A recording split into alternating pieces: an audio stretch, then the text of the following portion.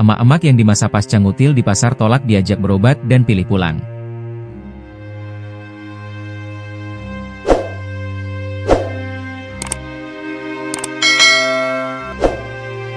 Viral, video seorang ibu-ibu bersimbah darah usai diduga dianiaya di Pasar Mangu, Kecamatan Ngemplak, Boyolali.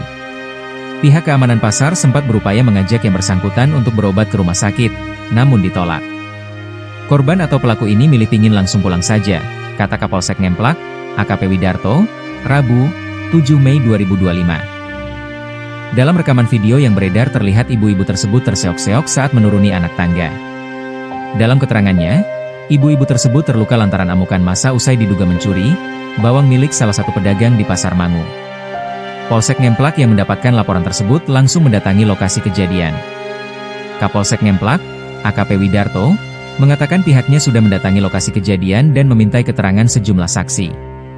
Peristiwa itu ternyata terjadi pada Sabtu, 2 Mei 2025. Kejadian itu terjadi pada hari Sabtu jam 05.00 WIB pagi, kata Widarto, Rabu, 7 Mei 2025. Hanya saja, saat anggota Polsek Ngemplak tiba di lokasi kejadian nenek tersebut sudah pergi dari pasar.